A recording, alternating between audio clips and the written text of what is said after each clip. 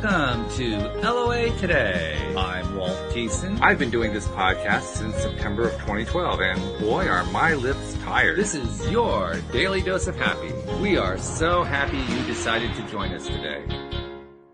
And our friends Anne-Marie and Louie are not going to be here today, which is kind of unusual for a Monday recording session. Usually it's at least one or the other. Usually it's both of them, but Anne-Marie's not feeling really good and Louie's got something going on, so we'll catch them next week. But I do have a guest joining me today, which is making it a lot easier to do a podcast because you know how it is. I like to do a podcast with someone. I don't like to talk into a mic in an empty room. That's not so much fun. And I don't have to do that today. Hooray! This is a good day. I love it. Anyway, her name is Jenna Righi, and Jenna is she's she's a jewelry designer, excuse me. And she has a jewelry line. And, well, a couple thoughts come to mind about that. First of all, if you've been a listener for like almost all the time that I've been doing this podcast, you may remember a gentleman I had on the show back in 2012 when I first got this thing started. And, you know, so there's like three of you who know about this, but, you know, it was like one of the earliest interviews that I did where I was really trying to understand how, and many of you know, I was trying to basically resolve my own issues with financial situations and so forth. So that was one of the reasons I started this thing. And he was one of the earliest people to give me some ideas about that. So here we are 10 and a half years later, and I've got somebody else in basically not quite the exact same field because Fred was dealing with precious metals, whereas Jenna deals with stainless steel type products. But nevertheless, it's the same kind of thing because she's taken a field that has exploded over the last 40 or 50 years in terms of its creativity, and she's taking it into a new direction. So that's been really, really cool. But more than that, she has a mission in life, and she's going to be telling us about that mission. You know how it is. I don't like to take the mission away from them and take the story away from them. So I'm not going to do that part. I'm going to let her tell her own story. So Jenna, thank you for being on the program today. How you doing? I am doing great. Thank you so much for having me, Walt. Glad to have you. So, all right. I gave the setup. Tell us the story. Yeah. So I will have to connect with Greg too. That's awesome. I find it pretty symbolic that 10 years ago you have somebody else on that does jewelry. Yeah. Fred was his name. Fred. Fred. So yeah, I'm super excited to be here and just, share kind of how I started my jewelry business. So I always say I'm mission first and jewelry second. And I hate talking about myself, to be honest, but whenever I share my story, people understand the why. So my business is called Link Before You Sink, and it is a jewelry business. And I created it after going through a really difficult time in my life. So we'll set us back to May. It's right before Memorial Day. Well, beginning of May. It went through Memorial Day, 2014. So I was living in South Florida at the time. I was living in Fort Lauderdale with my fiance at the time. And my dad was sick and had cancer.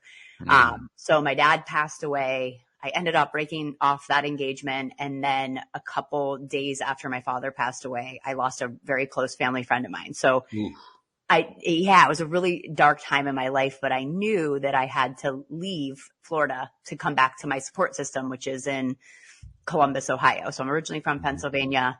But I had been in Columbus for a while. I went to school in Ohio. So I knew I needed to leave. And I had nothing. I was working in Florida. I obviously had a job, but I knew that I needed to take my mental health first. So on the drive, I don't even think I put on the radio the entire time on that drive. I left South Florida. I mean, what's that? 22-hour drive? That's a long drive. Long drive. But you know what? I made a promise to myself that not if, but when I got back on my feet, I would pay it forward. And I didn't know how I was going to do it at the time. But I told myself, I made that promise to myself that I would try to pay it forward. And it was about 3 years later. So around 2017, I was riding my bike and the chain actually fell off and broke and I was ticked off. And I remember I looked down and I had an epiphany. It was one of those aha moments, I guess you could call it. The symbolism of links and connection while being broken hit me. And I realized that I could make jewelry charms out of the broken bike chain. So, oh, wow. Yeah. So our mission was set that day, and I have one on now. You can't see it for a lot of the listeners, but our mission was set that day that, to find strength by linking with others. So we do that through our jewelry links. I call them our jewelry links. But we also do that through story sharing. So that is the verb of linking. So with each link that you buy now, the jewelry, you are linked through somebody going through a struggle. So you get like, we do a featured Wow. story of the month. So that's really like why and how I created it.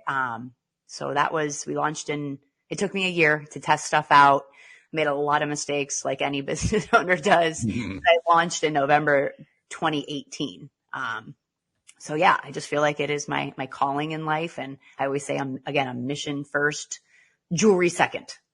I'm just impressed. How did you figure out a way to create logistics for connecting people buying jewelry with people being helped? I mean, that in and of itself is a huge victory. How did you pull that off? Yeah. So, the jewelry I made I made a lot of mistakes. I mean, and that's why I say just keep going. I feel like all entrepreneurs that get somewhere, they just don't give up. And I knew That's right. and that's why it wasn't about money. It was about my heart. My heart was in it. So I knew I wasn't going to give up. But first of all, the jewelry itself, there was a lot of kinks there because it's stainless steel, but it was coated with an overlay of nickel. Well, I didn't realize I put it in bleach. I put it in rubbing alcohol. I'm not allergic to nickel, but I have people test it. They're like, it's itchy, So anyways, I had to have somebody basically recreate how the link was created. And then I knew I wanted to connect with the story sharing. That was hard to do. So back in the day, I wanted it kind of like secret pen pals. So like my father passed away. I believe your father passed away too, correct? Yes. Was it cancer? Yes. So I wanted it like, okay, if somebody, goes through a struggle, it's because we're gift. A lot of people are buying us for gift. I'd say 80% of people are purchasing our product for gift. I wanted a way that like you could go on there and search for a similar struggle, like loss, for example, and you would get that story.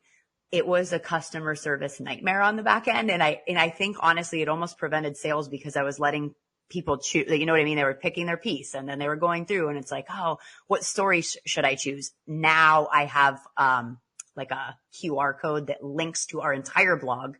It has a featured story at the top. So it's one story now. I do a monthly story, but now you can go on and click the topic we got like some really sad stories, childhood cancer or miscarriage or divorce or loss or depression, anxiety. So now you can kind of link. That's kind of the bullet points I would give you with how the verb of the linking came about. But now we just do a featured story of the month, but it links to our blog.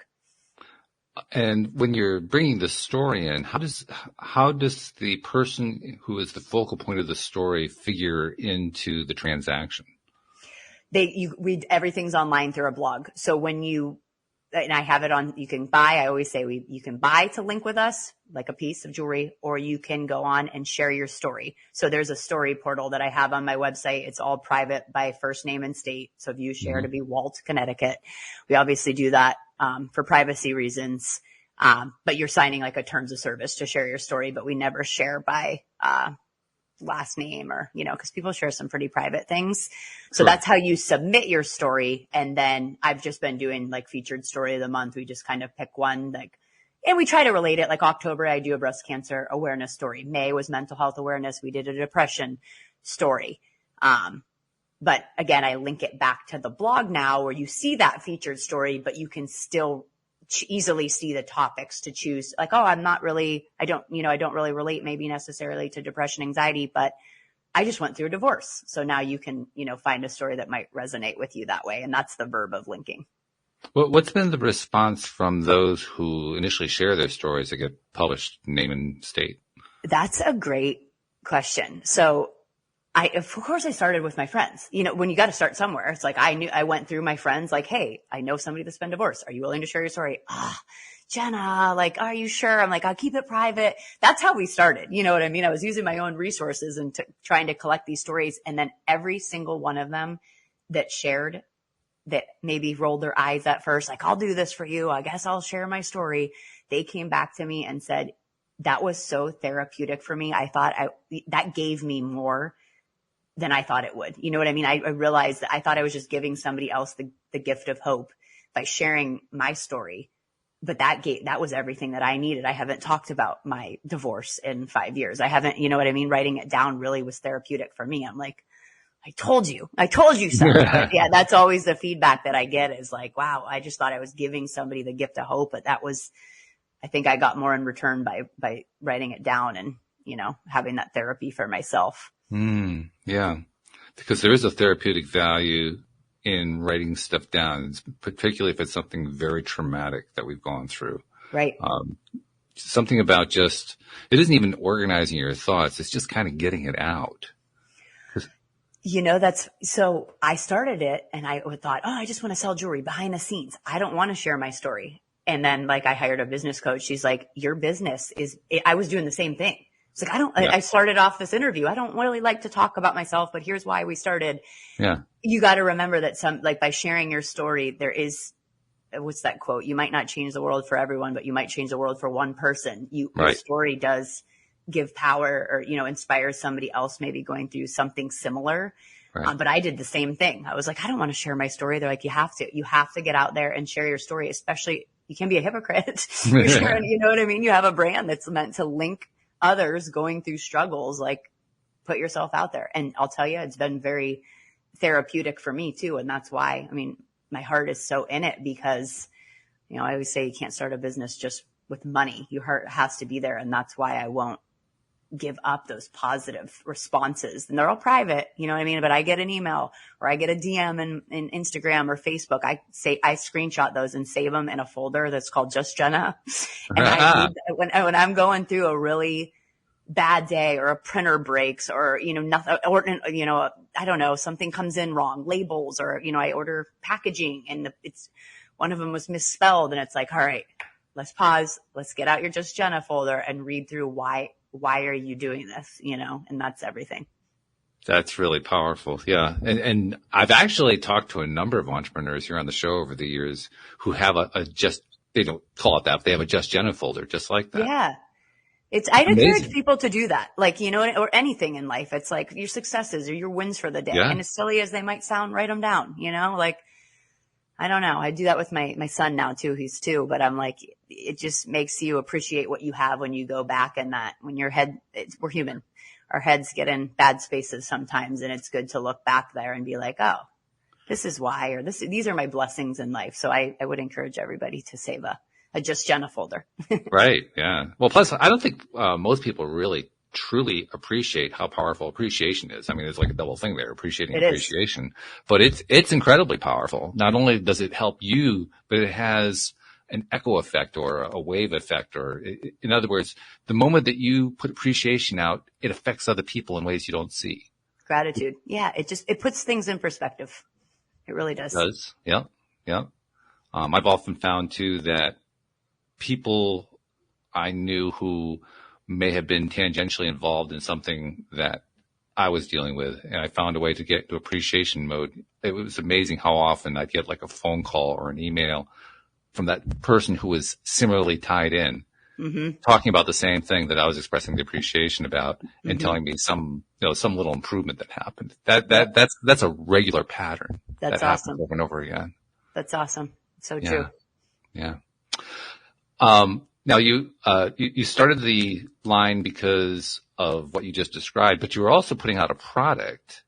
And I imagine that because, like you were saying, this is something that you did from your heart. This is something that matters to you. It's a passion to you. Yep.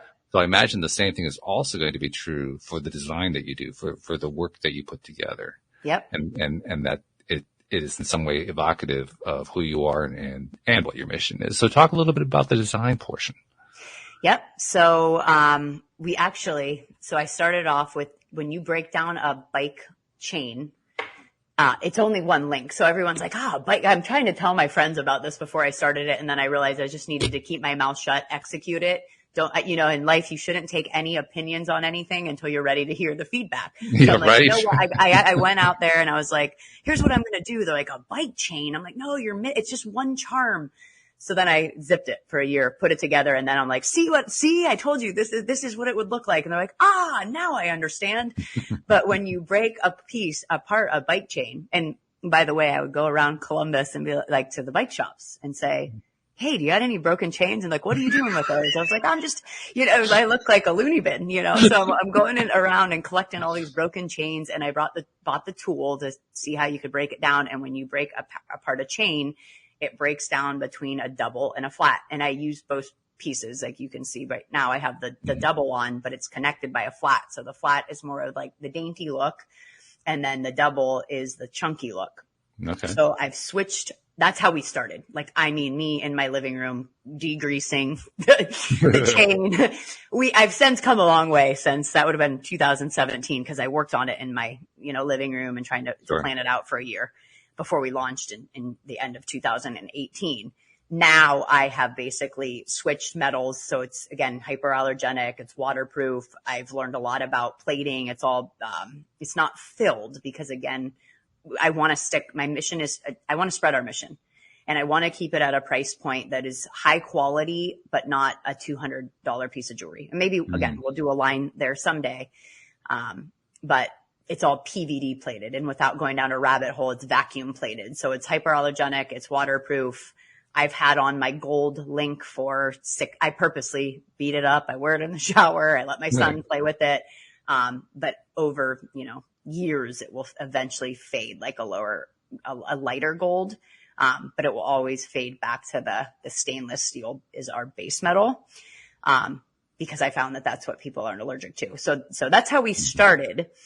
Now, and we had I shouldn't say 2 SKUs. We had 2 designs and then they come in 4 colors. So they come in silver and rose gold and then gunmetal.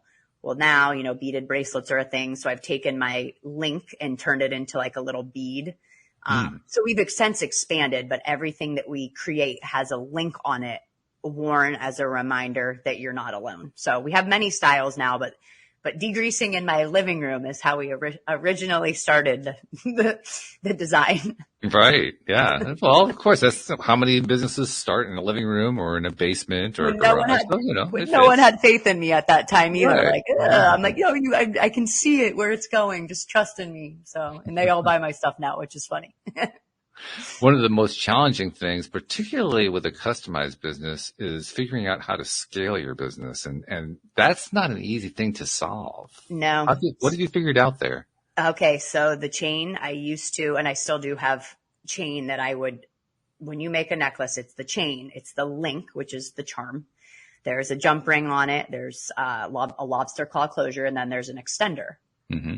That is a lot of pieces, to create. And what I found, again, live and learn, and make mistakes and then pivot. You're left with like extra jump rings or extra lobster claws or extra, extender. So now I've gone into ordering the full chain with the extender on it. And now I just pop on the link. And if it's shorter, like it's the longest size. So like I like it like the double link. I like to wear long, like with a t-shirt or dressed up, I guess you could say. But, and then if it needs shortened, I just cut off the chain real quick and pop it on. So just trying to keep up with the demand. And again, my mission is to grow and to link with as many people as we can. And we've actually been linked in 20 countries now, which I'm very excited about. But I can't keep up with just, hand making everything from piece by piece. It's getting smarter about how I can, batch it, so to speak, and make it in batches with, still being handmade, but just being smarter about how it's handmade. That's a tough tightrope to walk. I applaud you for how far you figured it out so far. And I'm sure you'll come up with new innovations because that's what happens over time. But man, that's a tough one. That's really tough because it's not like you're mass producing this stuff. No. Hopefully someday. And then I thought everyone's like, well, you just order it pre-made from China. I'm like, I like where I'm at right now. Who knows where I'll be in 5 years from now? Maybe I would love to like employ, people that need work, to help me do that. But I'll pivot and, I feel like I'll cross that bridge when it comes. And that's what it is. It's a bridge. It's a bridge to the next place the next destination that you're trying to get to, because this whole entrepreneurship journey is just that. It's a journey. And when you're taking that journey, you're dealing with all the byways and exits and entrance ramps and everything else. That's just part of what happens. So you're really doing it the smart way because you're saying, well, I don't know what's going to come 5 years down the line. I'll just deal with what's coming next. That's about the best I can handle right now. I wasn't always like that. So it's funny that you say that. I used to think like bird's eye view way to like, it's like, okay, that was my goal actually this year. It's like I overthink everything. But it was like, all right, just let's think quarterly, not year, not like not 5 years from now. Like what's, again, like I just told you, like, I don't know where I'll be in 5 years. I don't know how I'm going to mass produce it in 5 years. Hopefully I do need to mass produce it because the demand is so high. Yeah. Right. But I'm trying to work better, as in, like, let's live in the moment, focus on now, and then worry about next year when next year comes. That's a topic that we've talked about a lot, living in the now. Yeah. It's hard for me to do. It's hard for a lot of people to do. It's hard for anybody. I mean, let's be honest. We're sentient creatures. When you're sentient, you have the ability to think about the past, the future, everything else in between, except for the now. Of course, it's going to be a challenge because you got all this stuff going on in your head all the time. Mm-hmm. Yeah, and unknown is scary. You know, what if? It's like you can't live in the what if. Yeah. Yeah. So that becomes the challenge. Can we continuously bring ourselves back to the now, back to the now, back to the now, back to the now? And when an entrepreneur is able to do that, that's when the entrepreneur succeeds. Yeah, it's hard. It's hard to do. I keep myself. I wrote it on my big whiteboard. It's like live in the now, worry and work smarter, not harder. It was like I was trying to wear all these hats, and it's like, no, let's just take a break, work on gold necklaces for today instead of I got to do all these 50 SKUs. It's like I'm trying to plan better and plan ahead better and work, again, smarter, not harder. Yeah, I love what you said about not wearing as many hats, because that is another thing that anyone who tries entrepreneurship at one point or another finds himself doing, because they figure, well, I know this. I'm the one who has to solve this. I can't really think of anybody else who can do this as well as I can. I've got to solve all this stuff. That's how people in business for themselves end up working 80-hour weeks, because they feel like I can't hand this off to someone. This is too specialized. This involves me too much. I can't just mass produce this thing, whatever this thing is that I'm dealing with. And the real challenge is recognizing that you actually can. You just have to find a way that works, that actually does it. I mean, and that's really the measure of success for an entrepreneur, because when the entrepreneur is able to dish off as much as possible of what it is they're doing, first of all, that's when they become more successful. Second of all, it's when they become less stressed. Third, it's when their employees start to love them more. But it's doesn't make it any easier. It's just as hard to hand it off. I struggled with that too. And it's how I was raised. Like, we were raised to work hard, and you know what I mean? Like, nothing is given to you. So I went into it like, oh no, not lazy, but like, I mean, I never felt lazy, but like you don't delegate work. Like you do it all yourself. And now again, that was another goal of mine this year. I hired an e-commerce coach, actually. And they've checked me with a lot of things. Like, is this getting you to your 10 out of 10 goal? If it's not, then don't do it. And I'm like, so that was the best investment. It was my goal this year. It was my New Year's resolution, was to invest in myself, not spend money on myself, but to invest in myself. And she's taught me a lot, Good distinction. Follow who has already done it, instead of, I used to just spin my wheels with all my friends. It's like, well, my friends haven't started an e-commerce business. You know what I mean? I'm having a 3-hour event session with all my friends, or I could just hire an e-commerce coach. It's in 10 minutes, no, focus on this, Yeah, you want somebody who's been there, done that, not somebody who's just got an opinion about being there and doing that. Yeah. Totally true. Yeah. Something else that comes to my mind too. There was a reel, I guess you'd call it now with the modern technology, but it was before they called it reels, that Will Smith, the actor, did, that got published, I think, on Instagram a number of years ago. And he was basically just driving in his car and riffing into his phone while he's driving on the subject of success and failure. And I don't remember the whole thing that he was saying, but the one piece that stuck with me is where he says, people who see a successful person like a successful actor, because obviously he's an actor, who see a successful actor they don't see the failures leading up to the success. All they see is the success. So the tendency is to believe that, well, they're just lucky, or, they're always successful, or it came easy. And none of that is ever true, or not ever, but it's very rare for any of that to play out in the way that those suppositions think that they play out. It usually follows with one failure, and then another failure, and then a success, and then another failure, and another success, and it's like a stumbling thing all the way along. We kind of forget about that. It's so key. I always tell. Well, I actually jotted down the Will Smith video. I'll have to find that. I'm not familiar with that one, but it's so true. I never read the headlines, like from rags to riches. That's not true. You did not go from rags to riches. Like, like I feel like for me, like, oh, did you hear her dad passed away and she just stumbled across this bike chain and now she's linked in 20 countries. It's like, no, you weren't there for the blood, sweat and tears and the wrong orders and the messing up the metals and oh, it's itching me because there's nickel on it and the wasted money. I mean, there's a lot of things that are hidden in the A to Z, a lot. And I always tell my husband, like, I never read the headlines anymore. It's like, well, what really, really happened? There's so many things packed in that people only want to hear the headline or the A to Z, or again, the rags to riches. Or Sarah Blakely actually talks about that all the time. The founder of Spanx, like, oh, I just cut the legs off my pantyhose and became a billionaire. She's like, no, that's not how that works. That's not how that works. There's a whole journey in there that's full of ups and downs. And that's why I say, I feel like the successful, not always, but a lot of times the successful entrepreneur is just the one that just doesn't give up, because there are those tears and I can't do this anymore. And oh my gosh, it's sick, and you feel guilty. Like, you're crying to your husband about, should I give up on this? And it's like, no, and then it's taken on your family. It's like, those are journeys of entrepreneurship or starting. I feel like a lot of things in life. So it's almost a rite of passage, really, when you're going through something like that. I never read the headlines anymore, or I do, and it's like, all right, I got to. No, but I mean, when you go through the rough stuff, that's what I mean. When you're going through those crazy times, like you said, where I don't know if I should keep going with this, I can't make sense out of it. That's the rite of passage. Yes, it is. That's the part where you're basically earning your medal. Yes. Like, and I always say, like, give me a sign.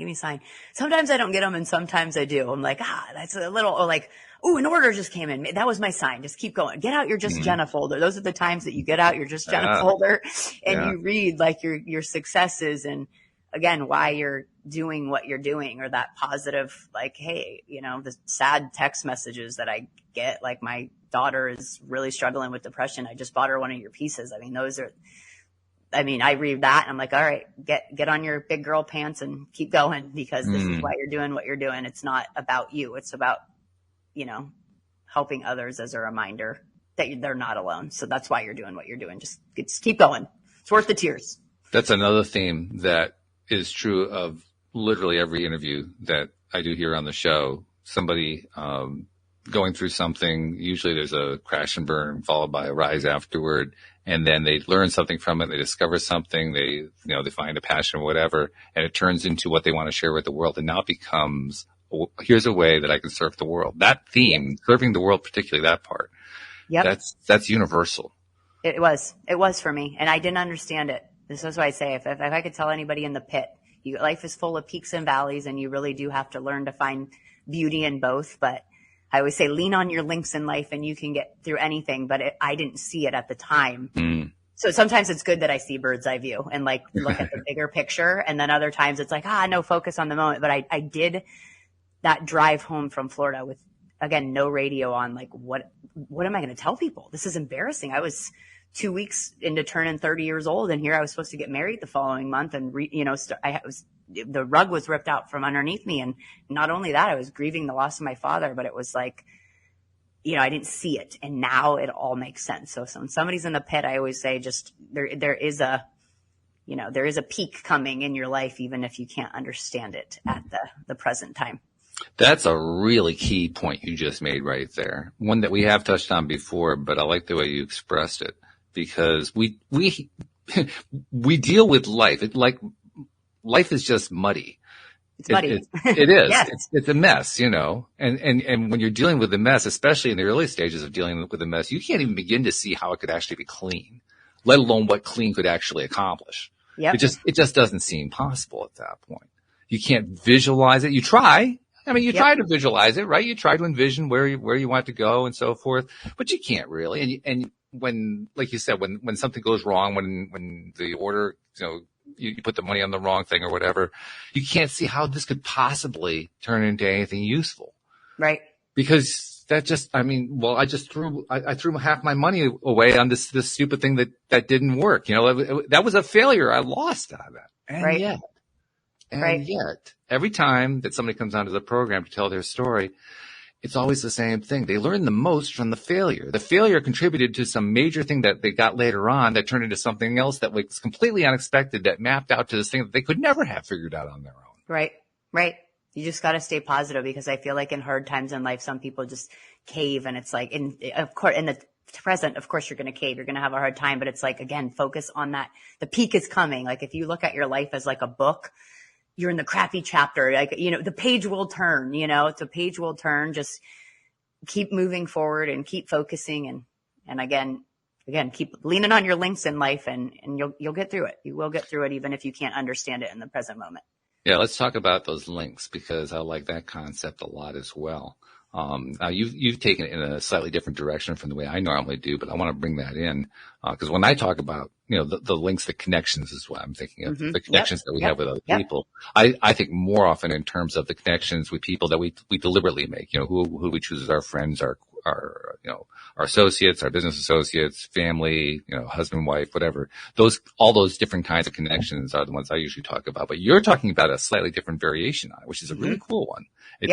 It's heartbreaking at times, but it's a very cool one. The idea that if you connect in, somebody who is struggling with, and I don't know, you may have a better way of expressing this than I do, with something bigger than themselves is the best way I can think of to say it. Yep. And then let them use that as a vehicle to get their story out.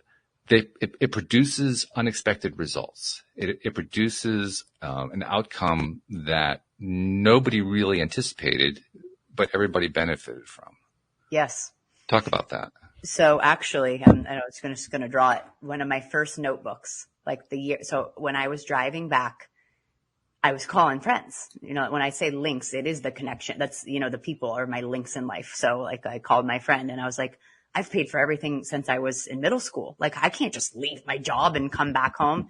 Jenna, put your mental health, but for real though, it's scary. It's like, oh, they see my life now and they're like, it worked out. But when you're in that like, moment where you're the unknown, and just, it's very, very scary. Like and I was buried in student loans that were reoccurring. I knew if I delayed them, then they would just be even more. So she said, Jenna, just come back and put your mental health first. I mean, huge to me. And then, so on the drive, and then I'm calling my friends like, oh, what am I going to tell people? Blah, blah.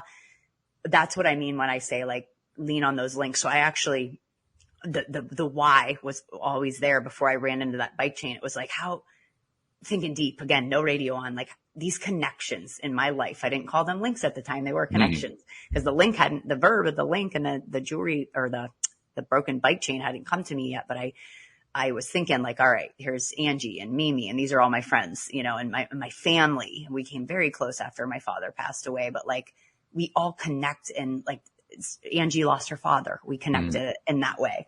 One of my other friends struggled with like body image issues, which I actually did when I was like in high school. It's like that's so powerful. The power of connection is just amazing. So it was in my head, like, how can I was thinking at the time, like secret pen pals, or it's like, talk to your connections or your links when you're going through something really difficult in life. And I'm not a mental health therapist. Obviously, I did actually talk to a therapist as well, but I'm talking obviously in social support. Obviously I think that you should get therapy as well if that's what you need, just as a disclaimer. Sure. I'm not a mental health therapist, No. But when I say your links or your connections, it's vital to anybody. It's reaching out when you need support. And that's how I got through what I went through. So when I came home, I actually drew a picture of a link, like a circle, and I like arrowed my friends off of it. Like I connect with Angie like this. I connect with my other friend like this. And this is kind of like who saved me, through that tough time. So it's like they were my links at the time, but I didn't. The bike chain didn't come to me till a couple of years after that, but I knew. I actually had in my notebook too. It was like, maybe I could sell something that layers, like how do we connect, or like things that layer together, so the why was there on the connections, and, using, again, your links, I always keep saying, as a resource, and to help you get through that pit or that valley that you're in. It was there, but it didn't come to me. The idea of the business didn't come to me. And so that's why, when people are like, oh, you just randomly ran across a bike chain, you're like, aha. It was like, no, the why and the connections were always there. It was then like when I looked down at the chain, it was like, this is how I can connect people. And then they'll get a story with their jewelry. So that's kind of how it came about. Yeah. Okay. Now, I want to go a little deeper into the connection part, the link part, because one of the things we've talked a lot about the importance of connection, and I'll tell you the story that I often tell here on the show. I've told other guests and so forth. Are you familiar with Sean Aker? He's one of the spokesmen of the positive psychology movement that's emerged over the last 25 years or so. It sounds familiar, but yes, it sounds familiar. He wrote the book, The Happiness Advantage, if you recognize that title. Yes, I do. Yep, that's where. So when he was promoting the Happiness Advantage, he had a very successful tour and ended up on PBS.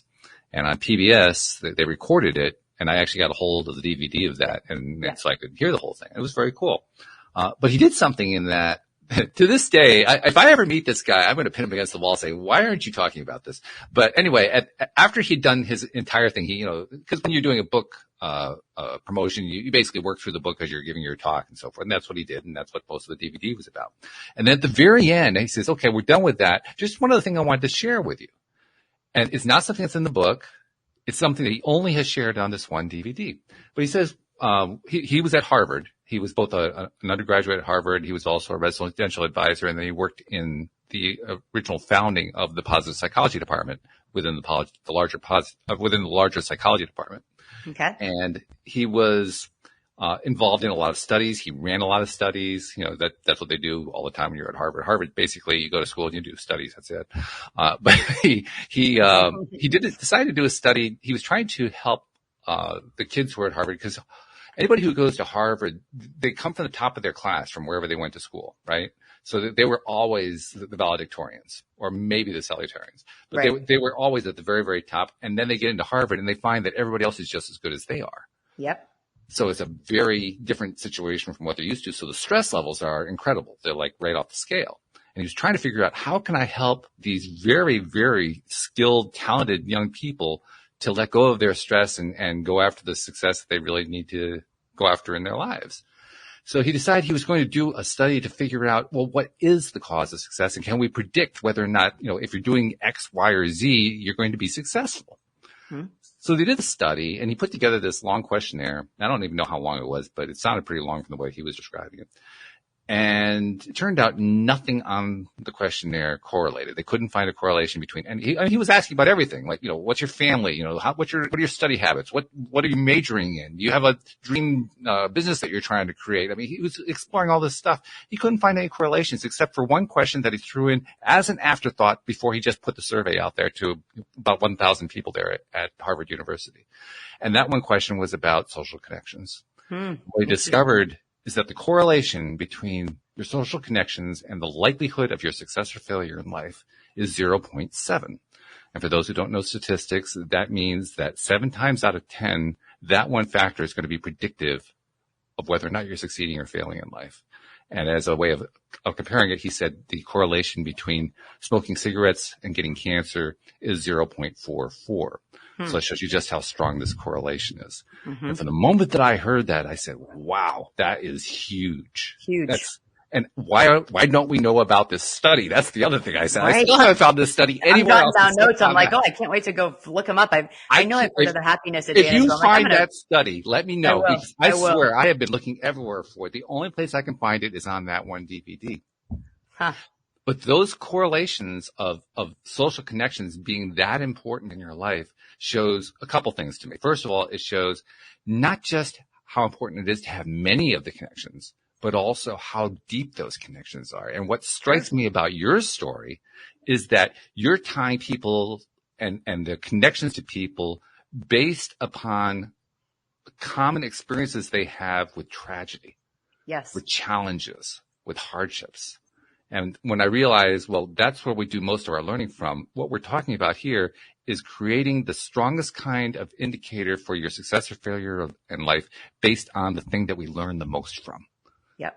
That's pretty damn powerful. Yep. Because what's the opposite of that? It's being alone. People don't want to be, you know what I mean? When you find somebody that, like, I felt alone, that's why I started my business. It's like, if somebody, like, you have those negative thoughts, like, oh my gosh, if somebody can't love me at my worst, and when I lose my thought, who's going to love me? I mean, those are the type of things that are running through your head. And by the way, I am remarried and I have a beautiful family now, but it's like the opposite of that is being alone. So when you're making these social connections of, other people and it's anything in life. It's connections and who you hang around with. And it is why the way you are. When I'm trying to be fit and I'm hanging around other people that are like being fit and working out. I mean, you know what I mean?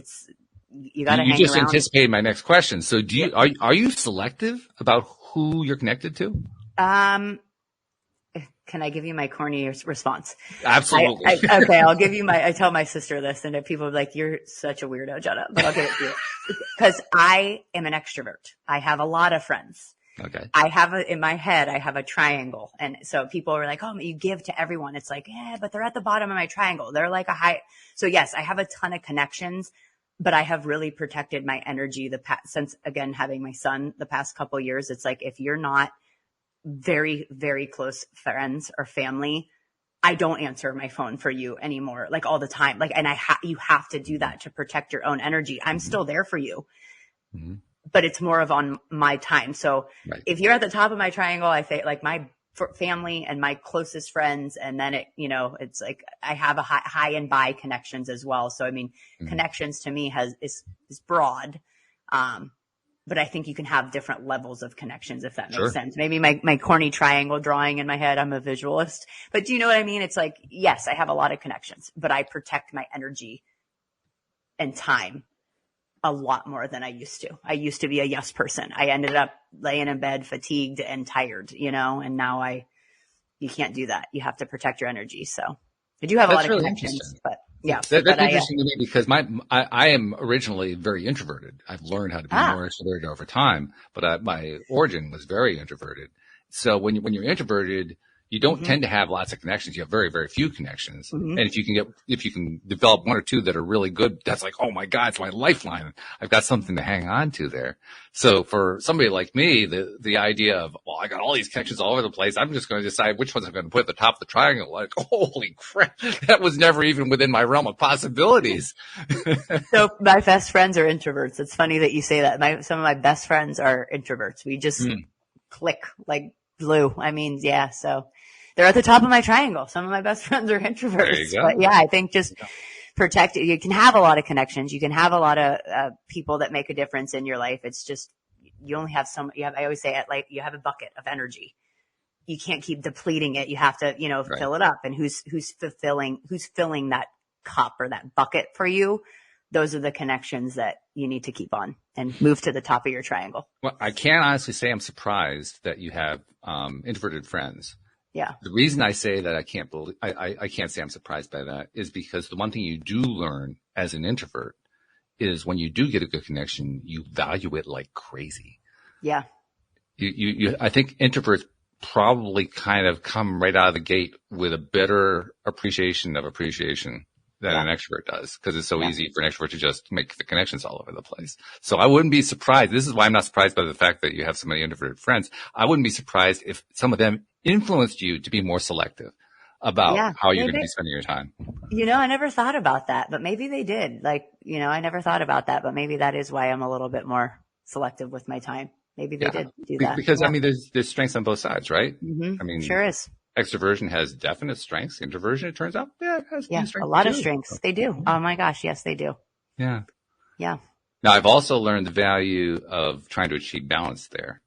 And again, I think this also ties into connections, because I realized that if you have too few connections, even if you have one or two that are good ones, it's not enough. You really do need to build out your connection circle. Yep. And that's the big challenge for an introvert, because it's not easy for an introvert to do. But nevertheless, I made it a point to do that. And over time, I have succeeded in doing that. But that when you can achieve that balance between what I'll call the extroversion and the introversion approach, although really it's more a balance between how many close friends do you have? How many, like, you think of it in terms of a triangle. I think of it in terms of like concentric circles. Who's the closest circle, who's the further out circle, and so on and so forth. That's interesting. And who are those connections, and what are the natures of those connections? When you can build those out, that's how I achieved a more balanced approach. Because like you cultivated these introverted friends, I cultivated more extroverted friends. Yeah. And in doing that, we balance ourselves out. Yes. So that's interesting. Now that you say that, I'm like, when I've struggled with balance a lot. I'm a yes person. I like to help everyone, and you can't all the time. And especially if you want to be happy within yourself, you only have a bucket of energy every day. You got to fill it and give some and fill it back up and give some. But I've struggled with balance my whole life. But maybe it's interesting you say that. Maybe I had a lot too many extroverts at the time. And maybe now I am a little bit more balanced, because in my case, the top of my triangle is maybe some more introverts. Yeah. That's interesting. I wouldn't be at all surprised. I think that's true. And I think it works both ways. I think it's also an important indicator of what makes a good connection, what makes a connection work. Yeah. Because it is not just, is it one of a quantity? It's also what's the depth of the connection. And one of the things I've learned over time is each connection that I have is going to be different. The depth of each connection is going to be different. Mm-hmm. But my goal becomes, how deep can I make each one? I'm curious. Is that something similar to what you do? Yes. Yes, it is. Yep. Definitely. And that's where, the ones that I think of it like energy, again, my bucket, as like the ones that are giving me back. I used to just feel so depleted sometimes by hanging out with so many people. And then the next day, hey, do you want to do this? Yes, yes, yes. And then that's on me to be like, no, actually I'm busy, but it's a give and a take. The ones that I almost can't explain it, but the ones that I have really deep connections with, they're filling back up my bucket in some way, the conversation just fills my soul. And those are my best friends, which again, a lot of them are introverts, but, you go deep with those type of people that fill up your bucket and give you as much as you give them. So with this as a big setup, I'm going to ask you a point blank question. Who have you learned the most from in your life? Geez, that's a question nobody's ever asked me. My mom. Yeah. My mom, because she's hardworking. And at the end of the day, like my jewelry line is inspired by my dad, but my mom is the hard worker. I mean, not that my dad wasn't, but sure. Don't give up. Just keep moving. Nothing's handed to you.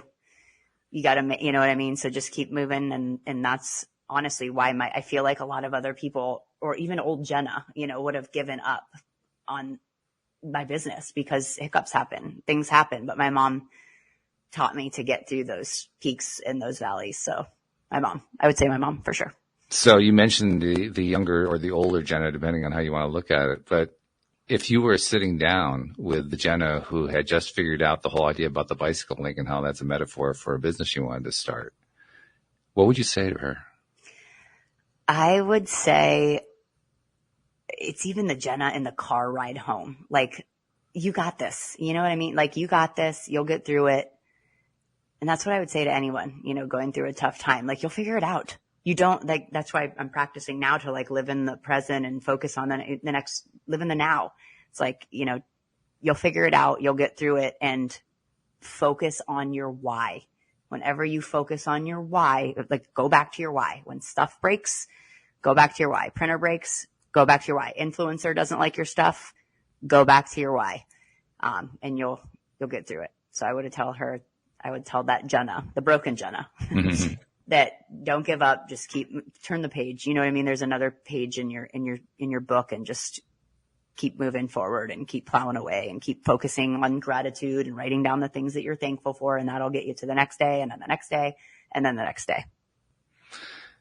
And for those people, because there are a number of people who fall in this category, for those people who have trouble finding their why, what would you recommend for them? I feel like everybody has a why. They just might not have found it yet.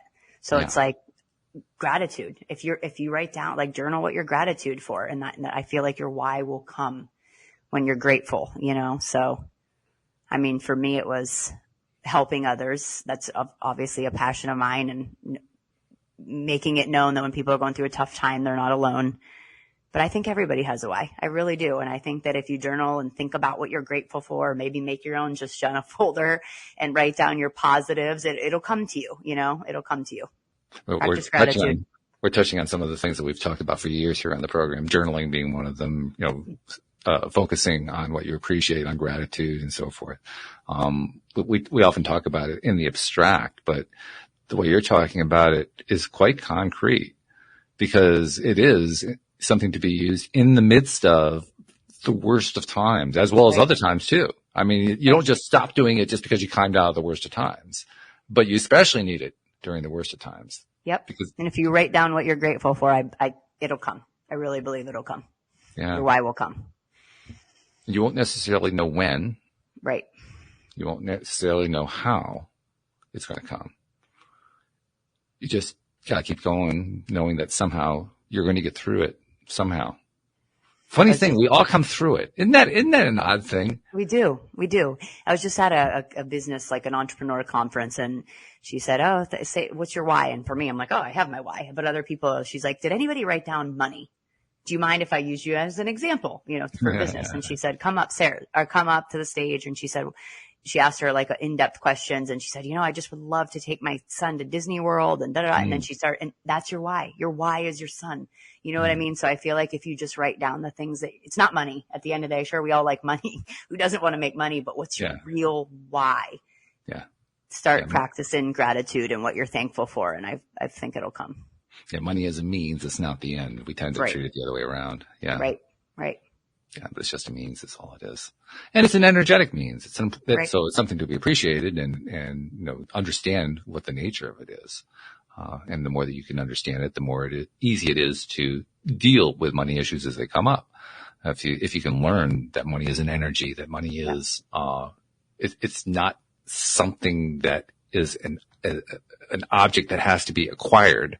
It's something that has to be flowed. Right. Once you learn that, that's probably the biggest lesson right there. Trying to figure out how money flows. Right. And for me, I believe that if you are constantly focusing on your why, eventually it'll come. Like if you're if you're focused, because when people go into something with just money, when stuff happens that's bad, it will, like hiccups happen in any business.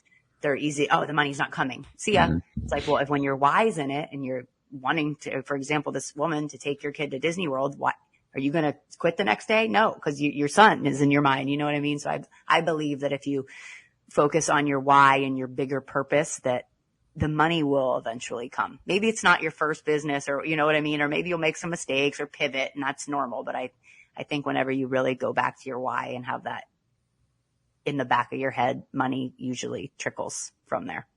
It's a really, really good way of describing it. I love that. Stay on your why. Be on the why. Yeah. Because the why is where you get your energy. It's where you get your drive. It's where you get your motivation to keep going. Right. And it's where things happen too.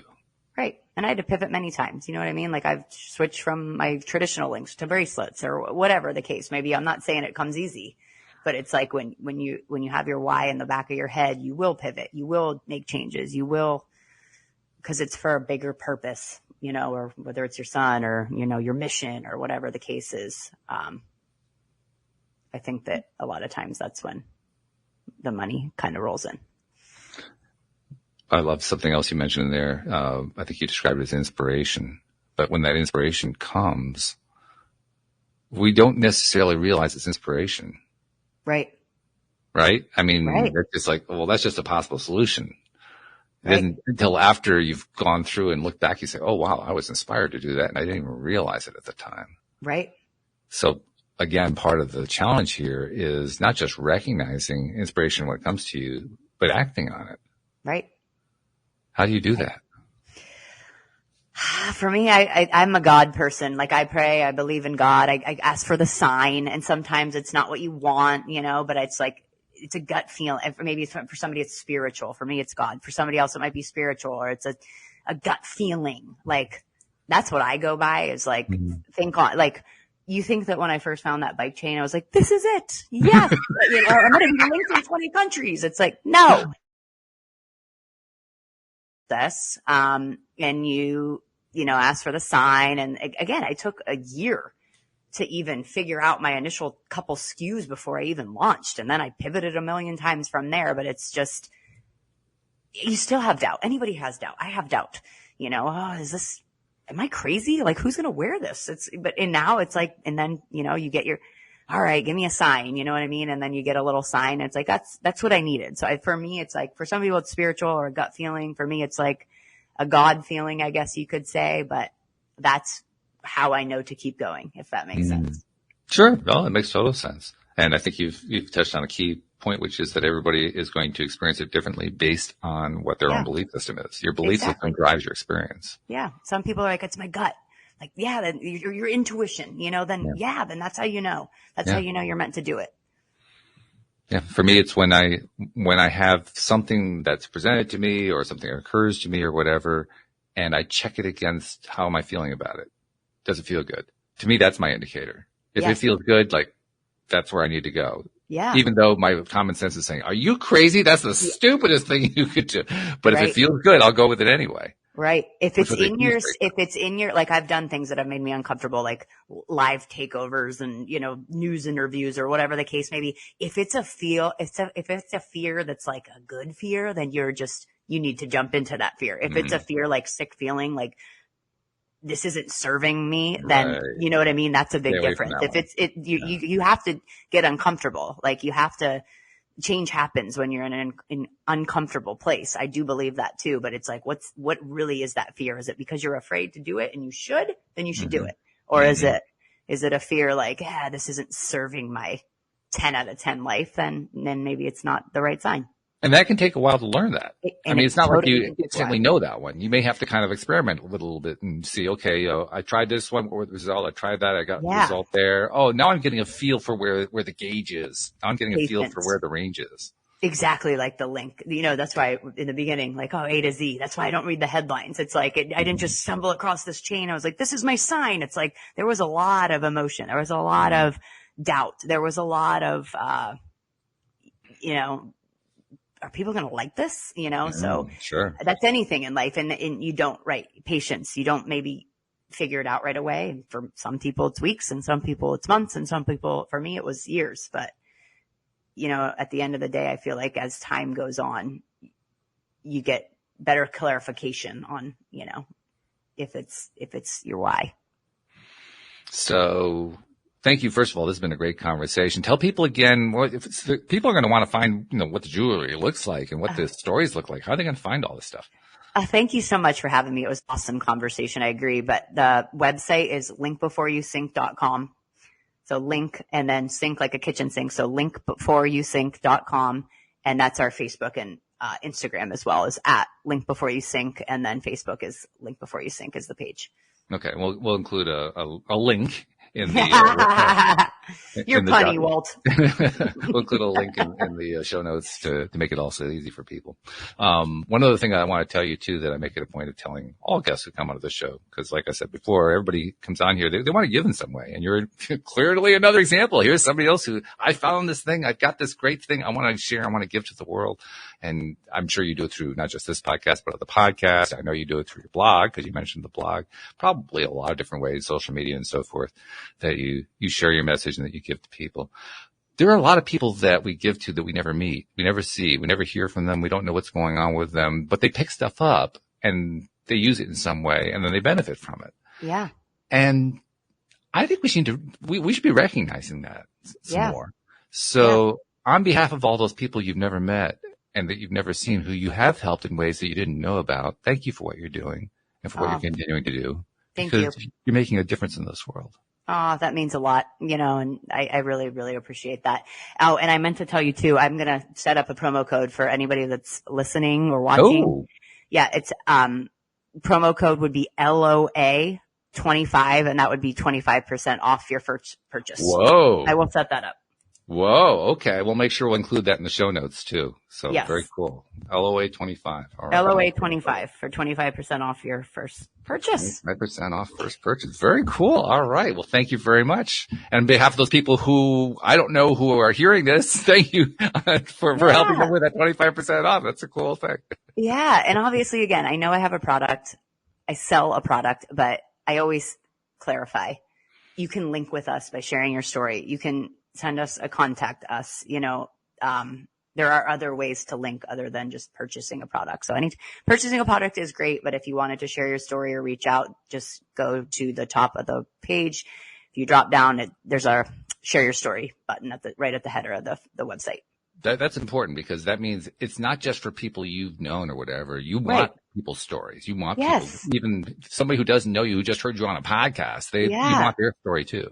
Yeah, I want to hear from you. So that's why I do what I do. It's like, yes, I have an e-commerce business and I sell a product, but again, the linking is through the verb, and that's sharing your story and giving others the gift of hope. So if you can't get, if you're not interested in a product, that's okay. You can reach out or share your story. We would love to link with you. Jenna, thanks for joining me on the show. This has been a lot of fun. It's been very educational, gotten some good stuff out of you. Man, you're a good teacher. You're a really, really good teacher. Oh, I really appreciate that. Thank you so much. Thank you. Thank you to our podcast listeners everywhere. We'll see you all next time here on LOA Today. Goodbye, everybody.